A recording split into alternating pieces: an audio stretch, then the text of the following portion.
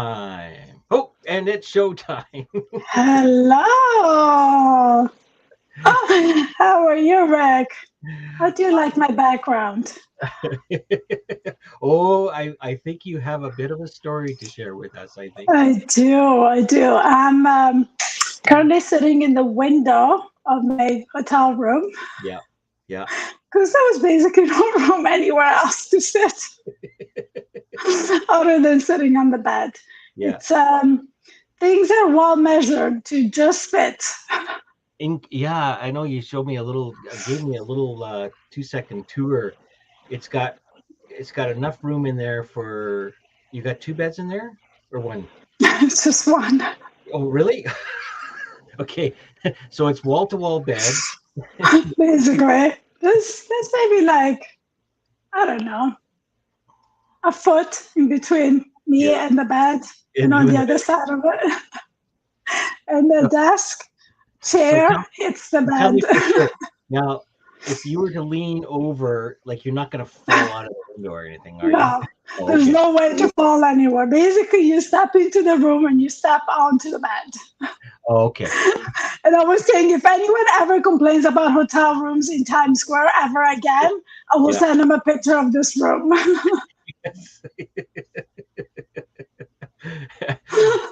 So it's like one of those rooms where you have to make up your mind which way what you're gonna do because you can't change your mind in the room, right?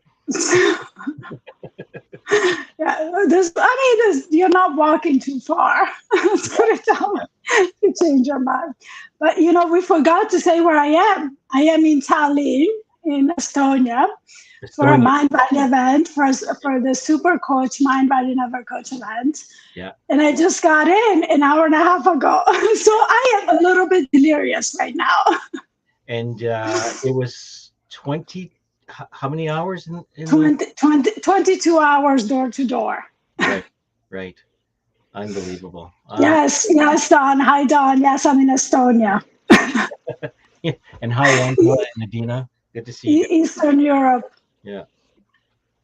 Wow. Wow. Wow. Wow. Eh? So, so tell me, that all went well? Like, we're just kind of catching up on you anyway. The trip. Yeah. You mean other than my 8 hour layover in Stockholm? Well, was that planned? And the flight being late an hour and a half after that, and Which, then having to go around Tallinn because there was bad weather. Which part? wasn't that? or, hold, or hold on, or the fact that in 24 hours I was in Brooklyn, in Queens, in Manhattan, back into Brooklyn, back in Queens, and now I'm in Stockholm, and then I'm in Estonia. In 24 hours, I was in 7 different places. So, this is actually so this is an international show. Not only do we have people from all over, uh, we're actually broadcasting internationally from an international location. But we always are. I mean, you're across the world. Oh, I suppose so, but I never consider Canada and the U.S. as being sort of international travel. Yeah, Like, we got a little more international just now. yes, yes, you've kind of taken it to the next level. It did because it's very bright outside. I'm not going to turn things because we have a very fragile balance here. But it's light, bright outside and it's 11 p.m. Yes, and you're kind of in the northern Eastern Europe area. Northern Eastern Europe. Yeah, Yeah, right, yeah, right by Russia. yeah. So that's Yeah. pretty cool. Are you going to Yeah. be able to do any sightseeing while you're here, or is it all conference? Yeah, I think tomorrow I'll go around a little bit. I Okay. mean, I have no idea where this hotel is. I thought it was in the city center, but turns out that what was centered to me is not centered here. Oh, okay. I think I have larger scales in mind. Okay. Yeah. No kidding. Yeah, but yeah, I'm sure it's like 10 minutes walk. So I'm gonna go around and look around a little bit. Yeah. Oh, good, good, good. Take pictures and please share them. Anybody Well, that's following Fati on our Facebook or on our coaching site, share some stuff from what you see in Mind Valley too. I will. I will. We're having a red carpet event. I will make sure to share Real. pictures. Nice. Love it. Love it. Yeah. Excellent. Excellent. That's cool.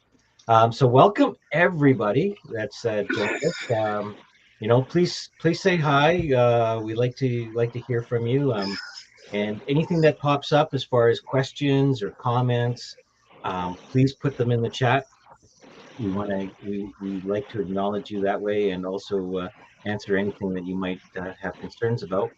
Um, I think um, I think Fatih has an early warning uh, disclaimer that because of her jet lag, we might there's no filter, so whatever's coming out,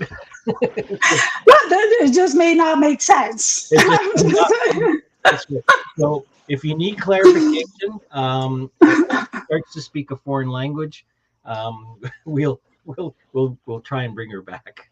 But no, I'm actually very very very happy that you showed up and you found an internet connection and you landed safely.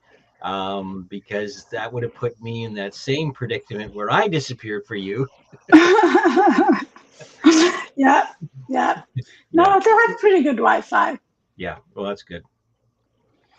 Good. So, yeah, kind of lost. So what a topic that we picked for today, huh?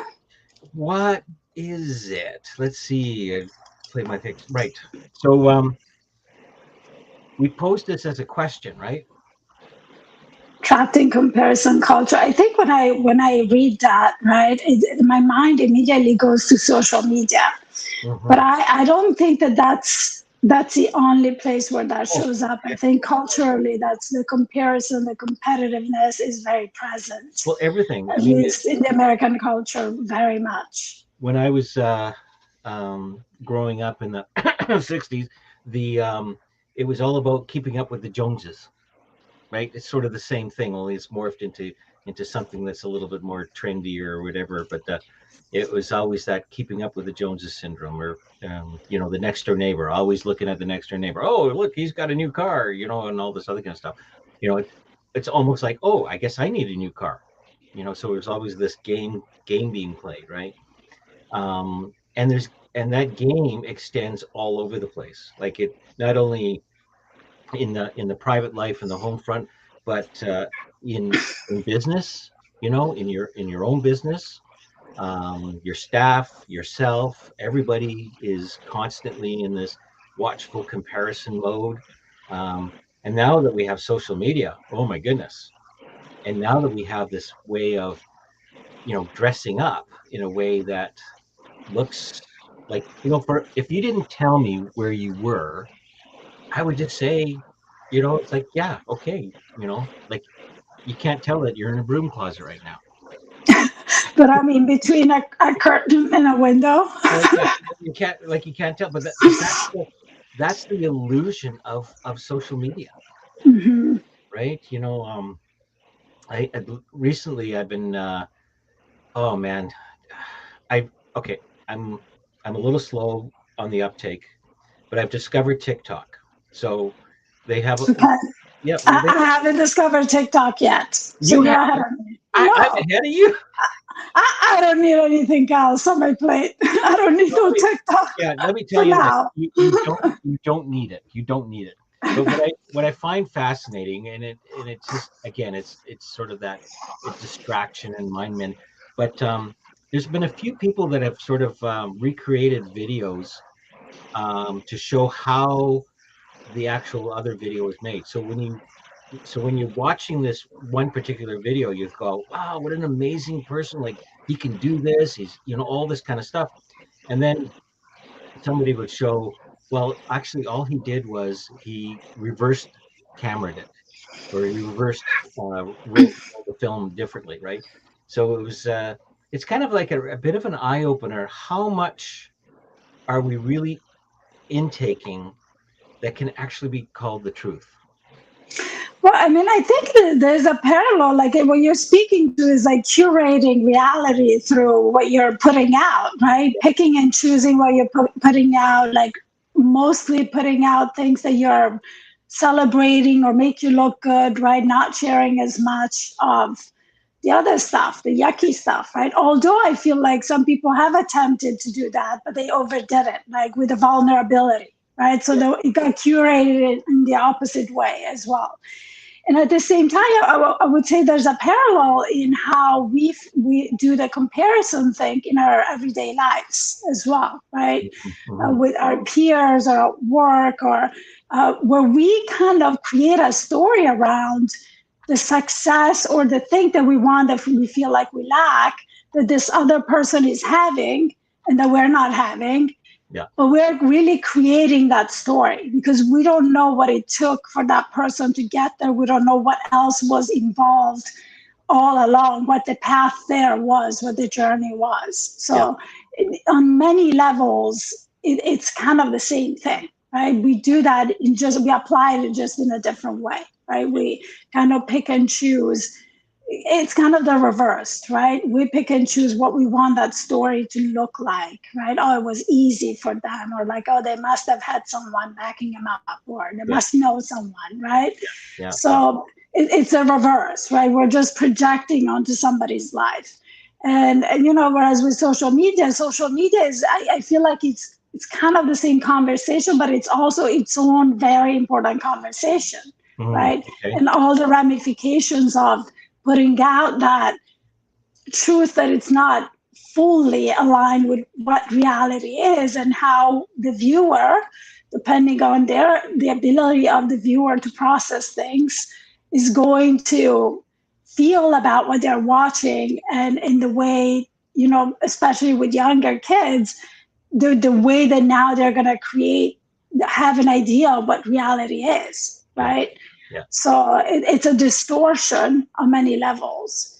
But it's in a sense, though, it begs the question, isn't life all a distortion, since we're all looking through our own lenses, right? Absolutely. Like, and depending on, so I've got a new term that I'm developing right now. Okay. Tell us. Yes, I'm going to tell you.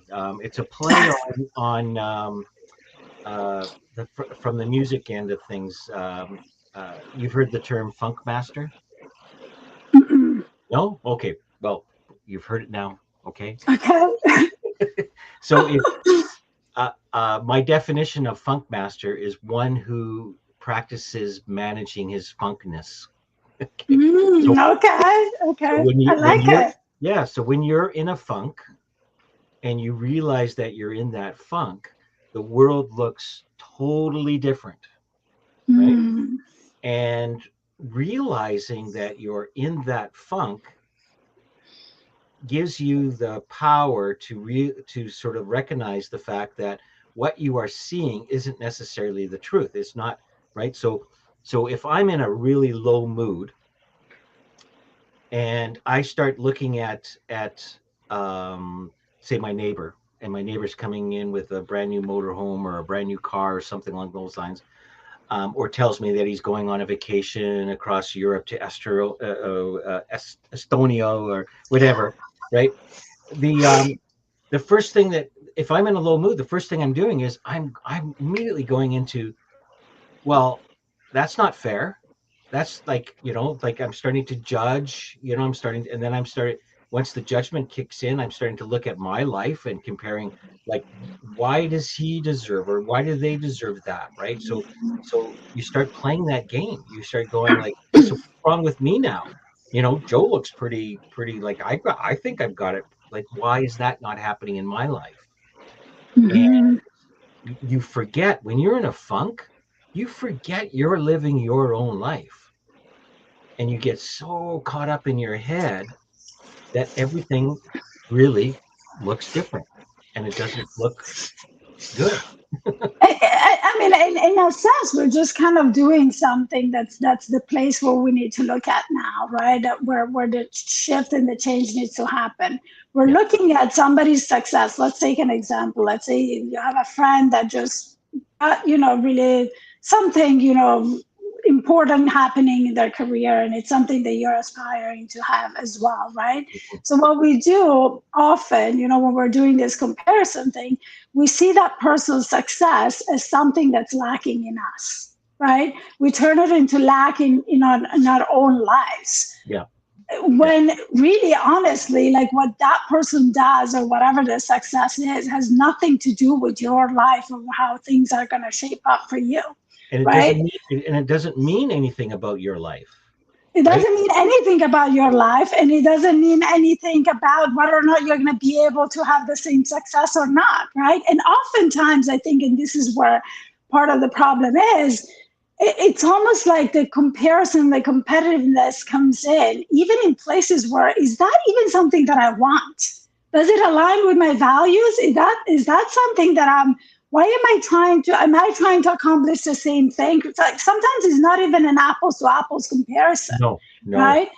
And so it makes absolutely no sense, right? So now we're taking, instead of celebrating somebody else's success, we're turning it into something that's lacking in us, right? So it's the same thing as we do with limiting beliefs. Yep. We kind of need to turn it around, right? Turn it around, and instead of feeling, because what happens when you compare is you start feeling, bad about your life, about yourself. You start doubting yourself. Jealousy. You may get anxious. You may get depressed, right? You may start viewing the world in a very different way, right?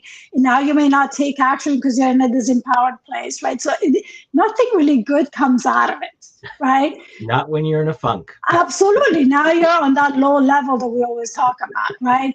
Instead, a good and healthy way to look at that could be,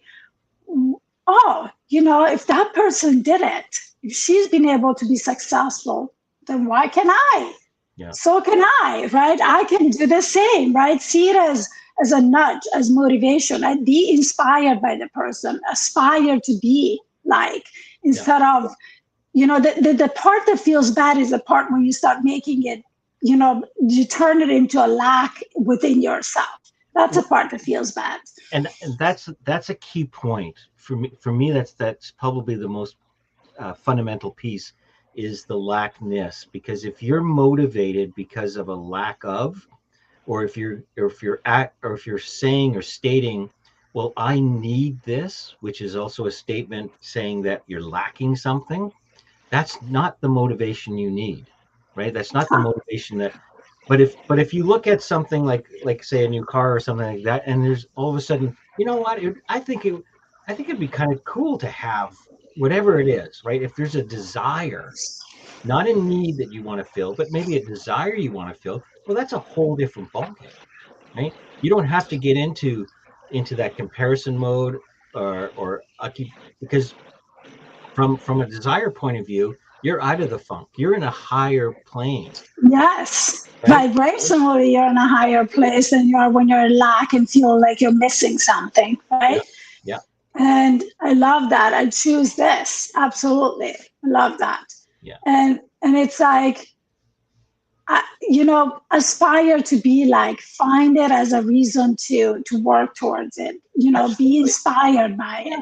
Then that puts you in a very different place, because whatever somebody else accomplishes does not affect what you can or cannot accomplish. We just tend to turn it into, and the reason is because we may see within ourselves lacking in that department, right? Yeah.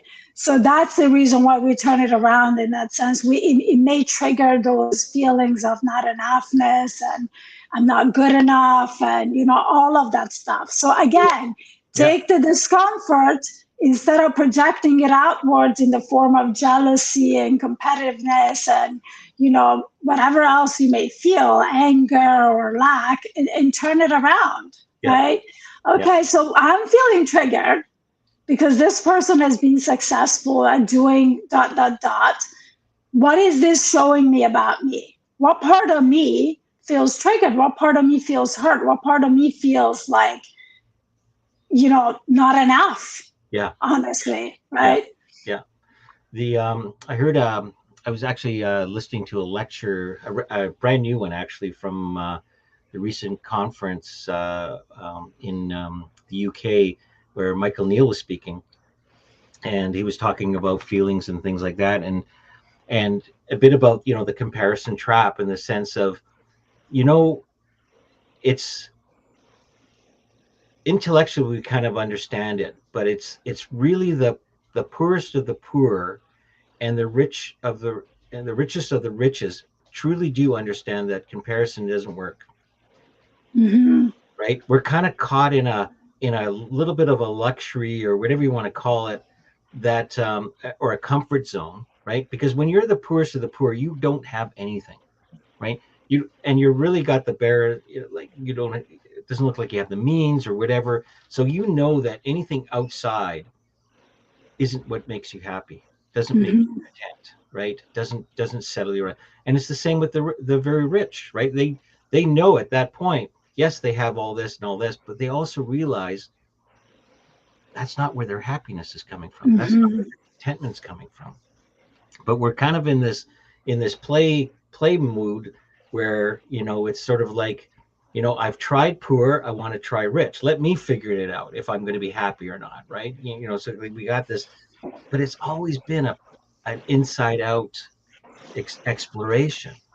It always is, right? The whole thing is an inside out exploration. We're a bunch of people running around living our own realities and comparing these realities that don't match, that will never match, Well, we'll right? never match. We'll They'll never never match. match. I No, know this is the yeah. eventually we meet, right? We meet Yeah, in certain places, and that's where the connection happens, yeah, right? That's where you really connect with people and you get along and you create experiences together. yeah. But we're never ever going to have the same exact experience of life, No, right? never. And so how do you expect us to have same accomplishments, right? Or be able to do things that somebody else may do, right? Because what moves us are our values, right? What moves us are the things, the way we see things, Yeah. right? So no two people can really ever see things the same way. No, but you see what's interesting, because we're human, right? There is this side of us that we judge. We are, Oh yeah, yeah, we judge. yeah, Like of it's a habit. course. It's a habit, right? We're always there's a really good um scarf model. Um oh, I'm trying to think of the guy's name. David Rock. Good book, great book. Now, SCARF is an acronym, Mm. SCARF. Okay, actually, let me just write this down. This Okay, S you're in the screen. A R F. Okay, yeah, there we go. Just so people can relate to it. So, what he's suggesting, though, is particularly in business, as a business model, is that we are constantly monitoring this, and it stands for status. So we're always monitoring where we are in our social status level. Mm, So, okay. so where we are, you know, between me and you, kind of a thing. Where in business, you know, where your partner is, where employees who've gotten promotions and various other things, where you've changed titles on certain positions, you know, and somebody didn't get a title change. So does that change the status of an individual? So they're always comparing themselves on a status level. I thought that was really interesting. The C stands for certainty. Sorry, Was that sorry, lightning? God. I'm just sorry. No, no, no. Don't I worry don't about it. know Don't what to do. I just hit the wrong button. No, no, no. You didn't disappear, so I'm happy. I'm sorry. Sorry. I'm starting to get suspicious that it doesn't get dark here. Okay, now that's weird. Go ahead. Sorry. Go ahead. You got the midnight sun. You must be really north then. I think so. Yeah. No, that's cool. That's cool. Okay. So, So C is certainty. So mhm, we're always monitoring, you know, the level of certainty that we have. You know, so mhm, the other one is autonomy, our ability to work alone. You know, mhm, relatedness. You know, what's our relationship like, and the other one is when it comes to comparison, is fairness. Fairness. Oh, Right? I love this. I Yes. love it. I absolutely So love it. so when we're comparing, we're there's that judgments that keep popping in, right? It's like, oh geez, I'm just going to use you as an example. Like, say me and you are in a conference and you're getting more attention than I am. Not that I'm looking for, but I'm just saying, like, from an ego point of view, Mhm. it's sort of like, oh, like, like I'm comparing again, right? Oh, her status is going up, my status is going down, right? Mhm. And why is that? Why is that that your status is going Well, down? Is that totally. really true? Right? Right. That's right. Right. Yeah. So we tend to then build our masks, our persona, to Hmm. hide a lot of our insecurities. And because we all judge, because we're always in comparison mode, whether we think we are or not, um, we tend to build these personas so we think people will judge us less or judge us Yeah. higher than what we really value ourselves at. And I find that interesting. Like, I find that interesting that we can't be honest with people. Well, I it's an insecurity, right? It's an insecurity. Like now you're making a decision based on your insecurity. You've decided that if True, you but modify your behavior, somebody else is going to think differently about you. So well, you're doing it all, well, right? yeah, no, but I'm curious about the from your opinion, where do you feel the root of insecurity comes from? I mean, that could be a whole other topic in a show. I mean, I think the insecurity comes from us not believing that we can, right? From us not, maybe having doubts about ourselves. Yeah, yeah. And anybody that wants to chime in our conversation, please put it in the chat. Like, where do you think your insecurity might come from, or do you find yourself caught in a comparison trap? Kind of. So I'm interested to hear others' opinions too. But yeah, no, it's insecurity is a big one, right? It is, Mhm. like, and what's we make it up. We made it up, Well, right? because we give it power, because we give it attention. Now Yeah, we're feeding our insecurity, yeah, right? yeah, We're giving it power by yeah, focusing on it. And now we're feeding that plant of I'm not secure, I'm insecure, I'm not confident enough, and that triggers a whole series of other thoughts that because you have engaged your reticular activating system to look for evidence that that thought, that belief about yourself is true. So yeah. now it's giving you all the reasons why it's true. Oh, look, that person talked to her, they didn't talk to me. I must not be good, right? That's the way it works, right? The only reason why the insecurity keeps being there is because you believe it. Well, 100%. And you bought it. You Yeah, bought into it. You bought into it somewhere along you the line. bought into it. Like Don said, he brought up overly protective parents, and that's a good one because but hey, I blame my parents for a lot of things. It's like, but is it true or not true, right? As Byron Katie would say. I mean, is it where it started? Chances are it is, Well, of right? course. I mean, Can who? you do something about it, right? So now that we know that whatever they did, it came from the intention and the action was the best that they could do in that moment. For And them, it came from a place of feeling that they're doing something yeah, right for you. yeah, And then we're not denying that it created insecurities, that it kind of backfired. We're not denying that. We're just saying now that we have acknowledged it and we know, what can we do? Well, you always can rewire your brain. You always can change the way you think about things. well, It takes a little bit of work. and that's the point. Like when you say, well, it stems from, okay, like Hmm. if your story is, but it stems from, I had overprotective parents. Well, that's your interpretation of what happened at that moment, right?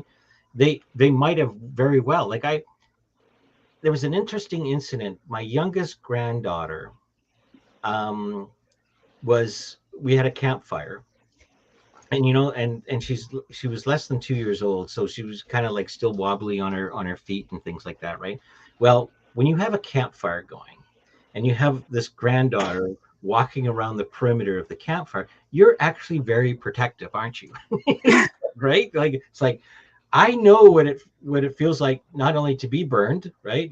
My I burned my whole arm. I've got a scar here, um, but is so she was getting close, and I could see that she was kind of wobbling towards the flame, and then she reached out, and when I saw her reached out, I had an immediate reaction. Mm. And now she's in a play mode, right? She's in a play mode, right? I was in a holy crap, you don't mode, and I just went, hey, and I could see that she was startled. I could see that she kind of looked at me going, what is he doing? Like I could see that she was trying to process what was happening in front of her, right? And I thought, there it is. There she is starting to formulate a belief, a conclusion to what was happening, right? Grandpa's trying to keep her safe, but obviously I can't have a sit down and talk to her about what have you discovered? But I could see it in her face that there was something being processed. And, Mhm. and in the Sanskrit, they call them like the sakuras, like the little scars that are happening, you know. Now, whether that turns into something that builds up over time, I don't know. But she made an interpretation in her Of own course, aren't we always interpreting things? Right? yeah, We're meaning-making machines, right? meaning. We're Oh, constantly, constantly making meaning of why things. is Fatì Light? Kind of all these different, right? She's circling over Tallinn Why is this because always there's happening bad to me? weather. Yeah. Oh no, I know. It's just it's so when you can kind of when you're not in it, you can kind of sit back and laugh about it. But when you're in the thick of the funk, when you're in it, right, everything looks like it's up against you. Like Mhm. the world is doing something to you, not for you, right? But when you're in a good mood, it's sort of like, oh man, thank you. That's when gratitude shows up. That's when I could care less what Joe's doing next door, right? Yeah, I mean, I listen. I think this whole. I feel like every conversation always leads us back to the same place, right? Really? Where is it that you believe the story that you're telling yourself, right? And how can you shift our focus onto how you can change that and what you can create instead of what's been done to you, what has happened, right? Because we're kind of like stuck in this projecting or revisiting, right? Or And story? we just really truly need to put our feet on the ground and Yeah. come back to the present, right? And really question a lot of those thoughts that come into mind. But to go back to the topic of comparison, I mean, comparison. I think it just tickles that part of you that maybe needs a little bit of strengthening. Right, that's one way to start shifting out of it. And Well, like you're being aware, being startled. aware. Yeah. Yes, being aware. So awareness. That's always the first thing. Because if you don't think that something is happening, guess what? You're not going to do anything about it, right? So noticing, Yeah. notice that you're doing it, and then slow down. If you can, exit, right? Get out. Let your snow If you globe settle. cannot, yeah, let it settle. If you cannot, then ask yourself, what part of me feels that the thought that I'm having right now that is making me feel disempowered is true for me, right? What part of me doesn't feel like confident enough? What part of me feels, where is the jealousy coming from? Where's the competitiveness coming from? Right? Oh my God, I told you that was going to happen. 3 hours. The 3 hours thing. I totally understand. I can butcher the English just as good. At least I'm not in Italy, because then I will be very confused right now, because I will be actually speaking another language. But yeah, so it's like it all starts with awareness and noticing, Yeah. slowing down, asking important, powerful questions, and then turning it around. Well, how can I make this situation useful for me, right? Well, what part of that would I like to have? Yeah. And if I do, if that person can, so can I, right? But you really have to go back and look at the part of you that feels insecure is the part of you that believes the story. There's no two ways around it. And the only way to strengthen that confidence is by stopping the thinking. It makes you feel disempowered, right? Just strengthen the muscle of confidence, right? Yeah. Of the things that you want to create, of believing in yourself. Because if you don't, yeah, nobody else will. And know that others are using you just like you're using others. Exactly the same way. Yeah. Right? Yeah. Well, regardless of what's going on, they're going, man, because we have no idea what's going on behind the curtain. We have no idea. No idea. Right? No idea. Like what I like about our show is the honest dialogue. I know. I love it. It's so true. Did you see what I just did? I did see that. I love it. The bag, but there's a hint. I love it. I caught it. I caught the hint. I like it. but you see, this is it, right? It's like I got nothing to hide, right? And I feel that, if I'm an open book, especially in my coaching, the clients, right? Like I'm open, like, and that creates an openness and a comfortability for clients to share, right? And to be honest with me, right? Because we all have a bullshit meter, right? Like, and a bullshit tolerance too. Totally. But it's interesting how, regardless of what we know, we forget about that side of it. So we'll end up building our stories, building our persona, trying to mask that. And yet everybody knows they have a bullshit meter, right? Oh, I could tell the bullshit. Well, others can do the same on the other side, right? It's like, don't forget it's two sides of the same coin, right? And I lose sight of that. I often, lose sight of that. It's like, and then when I realize it, then I go, oh, wait a minute, right? The three fingers are pointing back to me. How am I contributing to this?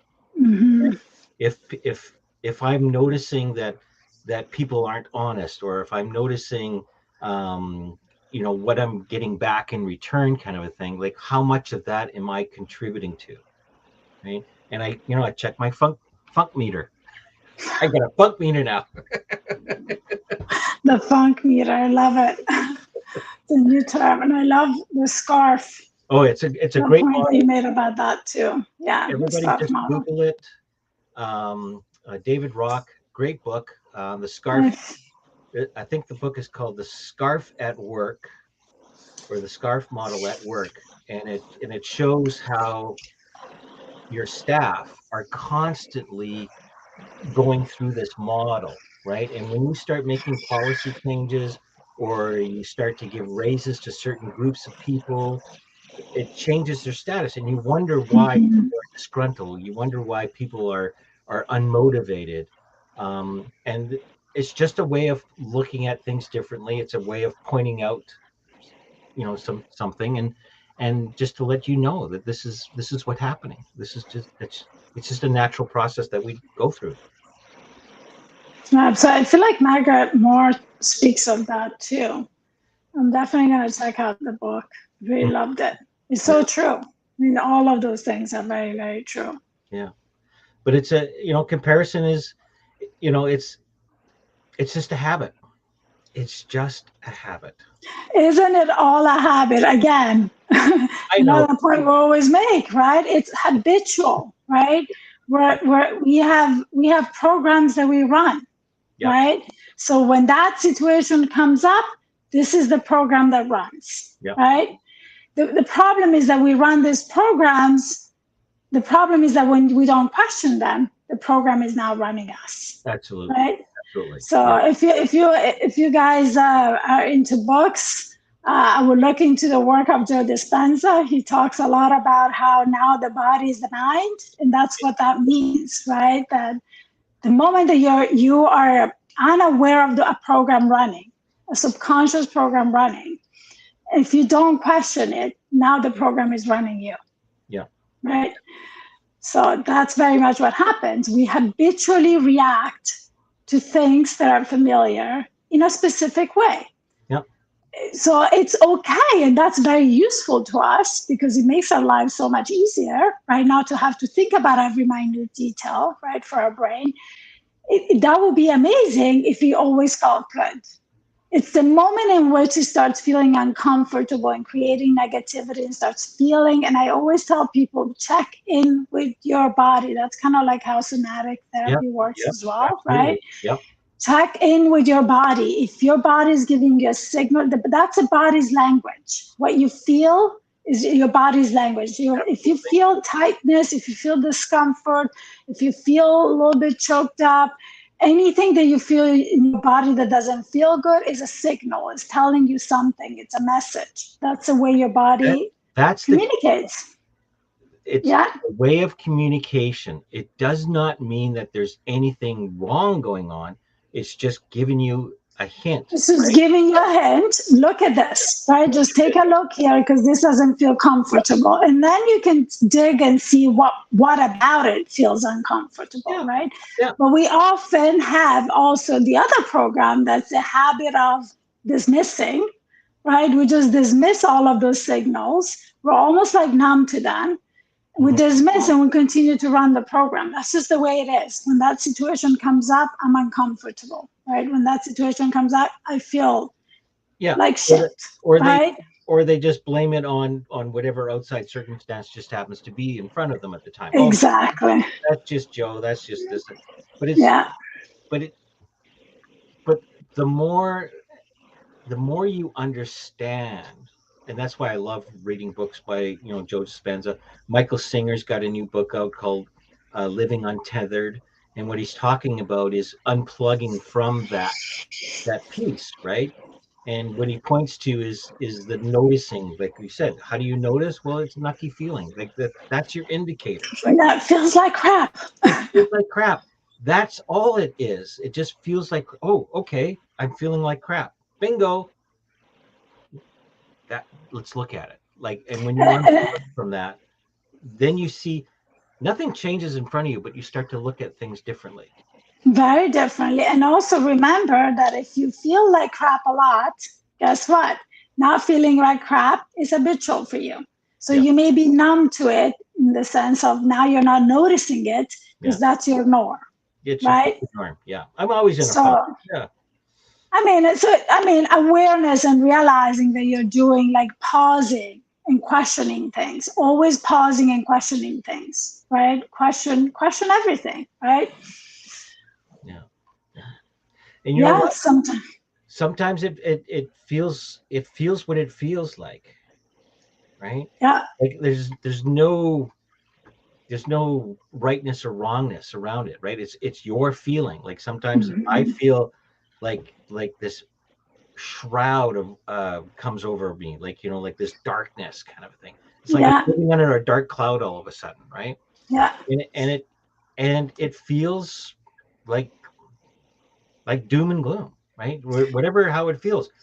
But acknowledging the fact that and from what I know in my understanding is that all that shall pass too, is I don't have to necessarily do anything about it right now, right? I know I'm in a mood. I'm not going to be thinking straight, right? So I shouldn't be buying cars or planes or trains or whatever I should be doing. Like, like that's my key. That's my key, right? When I realize I'm in a bad mood or a low mood or a low state of consciousness, that's not the time to have a conversation with somebody, which turns into an argument, which turns into whatever, right? But I mean, I would also say, because I want to read it because I'm not sure if everyone is watching. Don wrote that sometimes it feels like a sledgehammer, and that's very true. Sometimes it literally feels like being stabbed in the stomach, right? Yeah. And that is very real in that moment, right? Right. It's very real when you feel it, right? And the solution to that is always the same. right? Express that feeling. The more intense feeling in that instance, all that means is that you need to release more of it, right? The feeling is more intense now, there's more emotional release to be done. And the way we release it is, again, by speaking about it, by writing it down, by voicing it, giving it a voice, by seeing it, acknowledging it, not judging it, right? And giving it voice. And then once it's been expressed and it no longer feels like you're being stabbed in the stomach or like a sledgehammer, now you can start thinking about the situation from a different place, from a more Exactly. empowered space. and Yes. and that's settling your snow globe, right? Your thoughts start to settle, Yeah.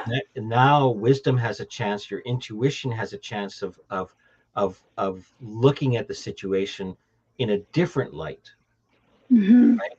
So when you're, I guess what I'm saying, I guess at least from my point of view, comparison becomes really, really strong in the lower states of consciousness. Because, like I said, when I'm in a happy mood or a contentment mood, right? Like, what are you comparing? Like, you can't get any happier. Like, Mm-hmm. kind of thing, right? It's only when I'm in a low state where I think, I've got this dark cloud over me. Things aren't working out properly. Um, whatever stories I'm coming up with, right, that look real to me in the moment, that's when the comparison mode, and that's when I don't know if you ever heard the term crazy eight conversations. Mm-mm. It's when you go back and forth in a crazy eight, which is the sign of eternity, between sadness and frustration, anger into depression, self-pity. Mm-hmm. So you end up going from a passive to an active state back and forth. So you're in a low mood, you start going, oh God, I feel shitty, I should be doing something about it. So you go into a really, like, an active mood, a defiant mood, whatever, and then you find out that's not working. All that doesn't work because you're in a low state. So you have to do, like what you said, Fatih, is release that energy, raise the elevator up high enough, right? It doesn't take much, right? Whatever it takes, do it. But when that snow globe starts to settle, then you can look at things clearer and Mm-hmm. become clearer. Like, you get that clarity, Absolutely. right? Yeah. I also want to say something to, because I'm just trying to think of all the arguments that I used to have about it, right? It's like, well, it's just really hard for me to do that, right? It's Yeah. very hard for me to settle down in the moment, to see release it. It's really, really hard. And again, the reason is the very same reason. The reason why it's so hard is because that program is so ingrained in Oh, you, totally. so ingrained. It's going to take a little more muscle to get out of it. And sometimes it's very, very difficult to do on your own. I want to say that because I don't want to be another person talking about self development, telling everyone, just go off and do it. Yes, you can do it. But sometimes having a little nudge, having a little guidance, having someone coach you through it, or like even in group coaching sessions where you have someone holding that mirror in front of you, Yeah. that's a little help that you need. And once you get it started, once you know how to tackle it, once you have put a little dent into it, then you can go off and do it on your own. So Yes. if you're doing a lot of self-development and you keep feeling stuck, you feel like you're not moving, it's time to look for a little help. It's time to start working with someone. I want to be very honest about this because I don't want to be like, oh, everyone and anyone can do it, because I can't either. I have my blind spots too, Oh, yeah. right? We all fall short in places that we just cannot see on our own. That we could use a little help Well, to see and be able to get out of. it's like the was it Joe Cocker or the Beatles? I get by with a little help from my friends, right? We get by with a little help from our coaches. We got I mean, not a little help, but a lot of help, right? I think But I mean, you look at the sports analogy, like high performers, right? High executives, high performers, high sports celebrities. They all have coaches, right? Mhm. And yeah, okay, so yeah, we're kind of pushing a little bit, but I've come to realize this week through a couple of other kind of workshops and conversations with other coaches. And that's the nice thing I like about Mind Valley and Ever Coach and the principals group is that there are people that we can bounce things off of. Absolutely, you know, absolutely. we Yeah, we have a plethora of support and we've supported each other over the last couple yeah, of years now. absolutely. Yeah, Uh, so as coaches, we have people coaching us. oh Like, I yeah, want to put that out there, yeah, right? yeah. Oh yeah, like everybody, just because we're coaches Mhm. doesn't mean that we're not coachable or Oh yeah, or that we don't like run our own like programs. We do, right? oh, We all do. oh we all We get all we all do. get in the funk. We all get in the funk. And the other thing is this, that once you start working with someone that can help you through that, the whole goal is for you to learn how to coach yourself, right? That's right. At some point when you work with a coach, after a while, my clients, they catch themselves. They Yeah, start noticing much quicker. They start doing it on their own. It's a yeah, little bit like a coach that coaches a football team, yeah. right? He's coaching them, then they go off and play the Well, game, right? the coach does not do the throwing the football for them or hitting the golf ball, right? It's about it's them doing it, and then they're on their own. Like you like I always my sort of tagline I always tell people is this isn't I love long-term relationships as friends, and yes, you can stop in, but you hire me to fire me, right? Mm-hmm. I giving you a fish does not serve you well. But if I could teach you, using that analogy, that's where it really happens. And I just wanted, before we run out of time, I just wanted to. So one thing I didn't share with you though is I haven't announced it on my website yet, but I put a new program together called Getting On With It. Oh, I love the title. Yes. Who doesn't love to get on with it? Well, that's it. It's that it. So it's it's a 2 to 4 hour session, one session. Okay. It's one session, and you basically, whatever it is, right? It's it's a it's a deep dive, intensive, and um, you come out alive, I hope. But it's like, but no, I mean, it's like, put your seatbelt on because I started to realize that on a few things that I there's something missing, and something very direct. So I wanted to put something. It's not for everybody, but I wanted to put something together that was very direct, very deep, and the only criteria is like you're saying, you have to be, the awareness of some kind of change that you want in your life, but you also have to have a deep desire to change. And Well, you know, commit to the work, you right? have The to commit commitment. to work. Yeah. Yeah, or it's Yeah. just a Yeah. waste of money for you, Absolutely. and time. So yeah, so I just yeah, you started to say it, and I'm going, yeah, I'll announce that. And do you have your group going after this one too? Do you have another? I have my group going on Friday. I just have to get my brain together to see what's the time conversion. Yeah, 10 hours or It's gonna be either at 10 or 11, I believe. So either, I don't know. I have to do it. I don't want to say anything because I'm so confused right now. It's still so. bright. There's still light outside. I'm very confused. It's midnight. Yeah, well, you're so north right now. You're in the midnight sun area. Yeah, Yeah. thank Yeah, I didn't even think about that. yeah. So Yeah, so I love it. Love, love, love, love that you're doing this. I'm sure it's going to be amazing. I'm mhm, sure it's going to be intense. And I'm mhm. sure it's going to be transformational. Yeah, So oh I yeah, can't wait to hear all about it. yeah, yeah. No, I'm yeah. We'll see how it unfolds. But I got it put together, and it's just a question of putting it on the web page right now, and then opening it up and maybe offer a few tests. I'll put it out there if anybody wants to test it, and it will cost you a testimonial kind of a thing. But other than that, we'll see how it goes. But any Any thoughts more on the comparison?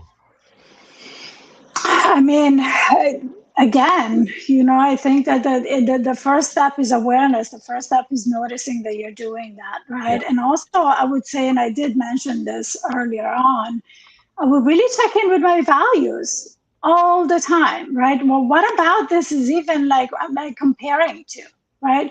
What about this is triggering me, right? Do I That's even want what this person has accomplished or is doing or has, right?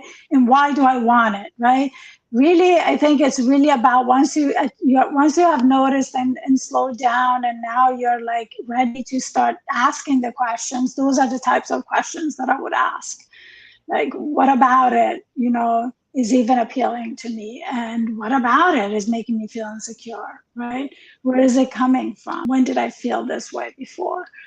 And you will get some answers, and those answers are going to be your clues to keep, because a lot of people frankly can do this on their own, right? So I wanted to speak to those that feel like they've been stuck and they can't move past this one piece, and sometimes you just need a little nudge in that little part of it, and then yeah, you're off on your own, yeah, right? yeah. But some people can do it on their own as well, right? And that's the way, through really like setting your nervous system, being aware, and asking deeper, more powerful questions, and making a decision about what it is that you want to believe instead, Yeah. so that you can start taking action in the direction of what serves you, in the Well, direction of what makes you feel empowered. rewriting. I can a little bit. You think you got jet lag? I just got lips that just don't want to move. Um, the maybe having an allergic reaction. No, I don't know. Uh, no, I'm not. But I want to highlight. We say this often, and about getting, what we repeat often in our shows, but the number one at the top of the list is always this awareness. Oh yeah, always. Because if you don't think you have something, guess Yeah, what? yeah, Or do something, you're yeah. not going to do anything about it. I mean, it's a And blind spot. and when and when you're in a low consciousness level, that's when you tend not to notice. That's where the awareness is Meaning that you're right. busy, that you're feeling triggered, that the emotions, the stab in the You have no stomach clarity. comes, and you're in the emotional piece of it. You're in the discomfort of it. Yeah, That is the very first thing that you have to tend to, yeah. and that's your clue that creates that awareness. I guess something's off, And right? the exercise of awareness, like when you become more and more aware of your thinking, aware of where you are on your funk meter, um, you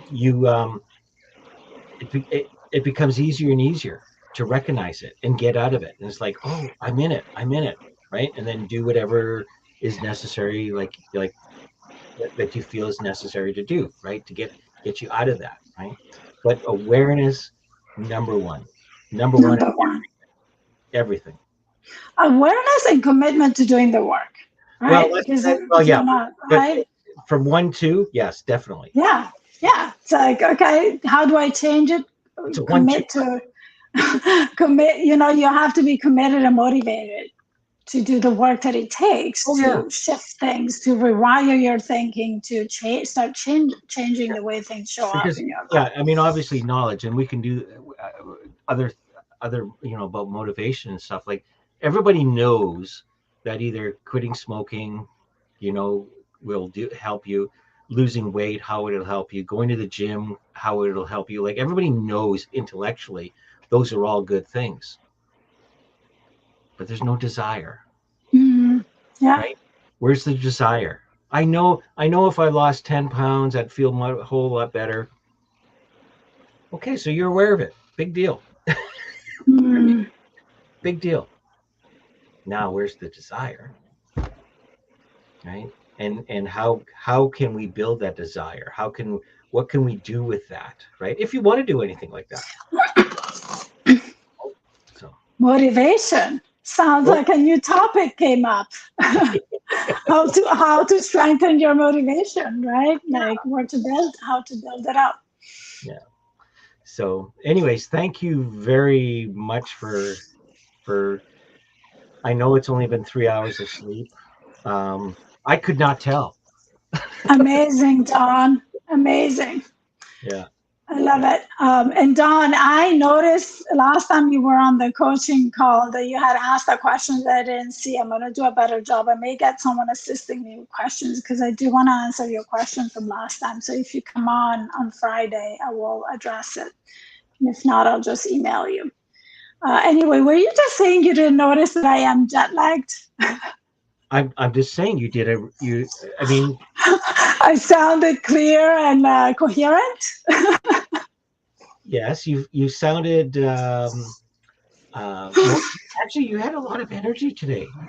I don't know if anybody else noticed it, but It's the power of showers. the power of the shower. Ah, got it. Hello. I took a really long shower. I was like, oh my God, just wake me up.